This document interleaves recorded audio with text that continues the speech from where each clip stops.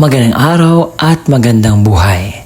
Lalong-lalo na po sa ating mga minamahal na mga senior citizens at mga SSS pensioners.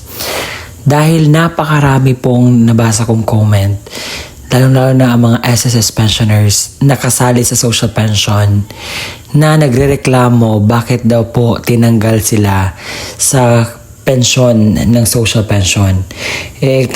Kahit na po medyo konti lang po yung tinatanggap nila, bakit hindi po mai-include or makukonsider po yung sitwasyon nila.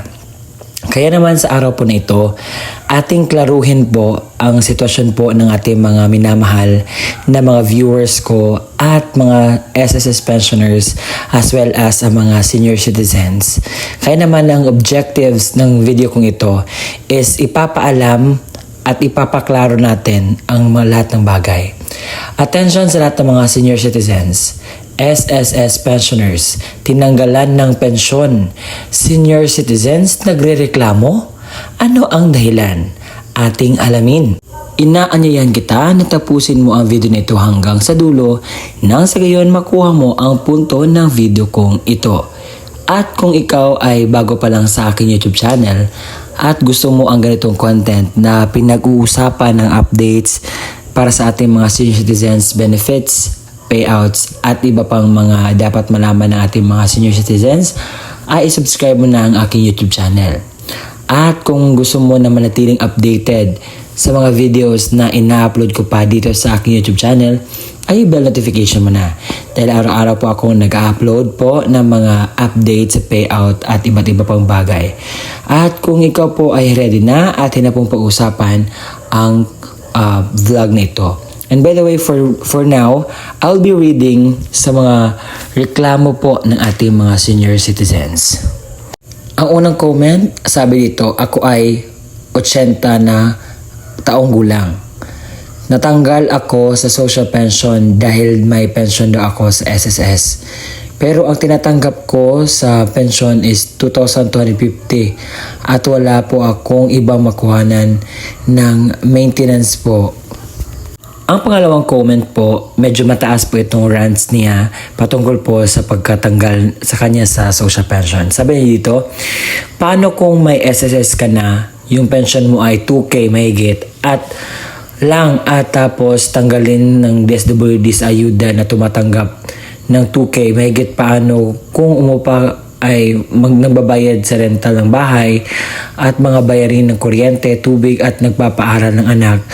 Kung ilang anak niya ay nag-aaral, kailangan ng pamasahe at baon pa at pagkain nila, pamilya na pipilitan ng mga mangutang pipilitan ng mangutang yung ng mga magulang, kayo mga DSWD di ang lumagay sa tinanggalan ninyong ayuda. Magkakasya ba yung 2K mahigit yung pensioner na inalis ninyo sa ayuda na mga at sobrang taas na po ng comment niya. And that point po is bakit po tinanggalan po sila ng ayuda kahit na sila ay SSS pensioners, pero ang kanilang tinatanggap naman po sa SSS is 2,000 plus lamang po na hindi daw yun sapat para sa kanilang pamilya. Isa pang rant dito, sabi dito, ang SSS at GSIS ay hinuhulugan ng member. Palagi dahilan na walang tulong mula sa gobyerno. Ngayong araw na ito ay klaruhin natin kung deserve or tama po ba ang ginawang pagkatanggal po sa inyo. Ngayon po ay kukuha ako ng basihan kung paano natin to iresolba ang pagkatanggal po ninyo sa social pension. Ngayon po, meron tayong dapat iklaro po sa inyo mga senior citizens na nagrereklamo bakit po daw tinanggal. Meron tayong dito sa screen, mga requirements. Una po sa lahat, ang social pension po ay para po ito sa mga social pension for indigent senior citizens ang pwede pong ma-qualify na 60 years old and above. So, ito po ay para sa mga mahina, sakitin o may kapansanan. Kung ikaw po ay mahina, sakitin or may kapansanan, ikaw po ay pasok po sa qualifications. Dapat po sa pangalawang requirements is walang pension. So, tama nga lang ba na tinanggal po kayo sa social pension for indigent pensioners? Ang sagot po ay opo. Tama po ang ginawa ng DSWD na tinanggal po kayo sa social pension for indigent senior citizens. Sa kadahilanan, ito po ang basihan ng ating DSWD sa pagkuha po ng mga qualified senior citizens. At hindi po natin sila masisisi sa kanilang ginagawa dahil trabaho po nila iyon na mag-filter kung sino lamang po ang dapat nilang papasukin na mga senior citizens. At meron po silang karapatan na tanggalin kayo dahil meron po silang ginawang basihan kung paano po nila i-qualify po ang senior citizens. Dahil kung sa pagkaalam ko lang po, sa process po ng pag-apply dito is may interview. At kinakailangan po sa interview, isabi mo yung totoo. At ngayon, sa hindi mo pagkasabi ng totoo, nang nalaman na ang data na ikaw ay isang part or isang pensioner sa SSS at saka sa GSIS, pagkarating sa validation, ang maging epekto o resulta po nito ay matatanggal ka. And kahit ano pong rant natin patungkol po sa ating sitwasyon na konti lang po yung tinatanggap natin na pensyon sa social, sa SSS, hindi po yan epektibo hindi po yan rason na gawin po natin yun. Dahil marami pa pong mga senior citizens na walang trabaho, sakitin at may kapansanan ang hindi pa nga nakasali sa social pension for indigent senior citizens. Kaya naman po sa pagkatanggal, yun po ang pamaraan talaga na para po malinis po ang DSWD na data dahil sila po ang lugi nito sila po ang pwedeng kasuhan. Kaya naman, pagpasensya nyo na po kung merong sinusunod ang DSWD na patakaran po sa pagtanggal po sa inyo.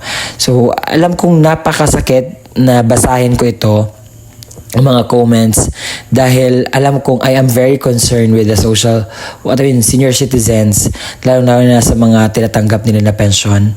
Pero mas marami pa pong mga senior citizens na hindi pa po talaga makaya ang kanilang wala pong income, So maraming mga senior citizens ang walang support galing sa kanilang mga anak o walang sahod kasi walang trabaho, sakitin at iba pang mga kapansanan. Kaya naman po, masasabi ko na tama lang po yung ginagawa ng DSWD na pagkatanggal sa mga SSS pensioners na naging parte ng social pension ng ilang buwan. Ang pangatlo po na qualifications is walang permanenteng pinagkukunan ng kita. So, klaro po dito, kung ikaw po ay walang source of income, wala kang trabaho, hindi mo alam kung saan ka kukuha ng pagkakitaan, ikaw po ay pasok dito sa social pension. At sa panghuli, walang regular na suporta mula sa pamilya o kamag-anak para sa iyong pangunahing pangangailangan. So, kung ikaw ay hindi suportado ng iyong pamilya na galing sa abroad, sahod o iba pang bagay, ikaw po ay pasok.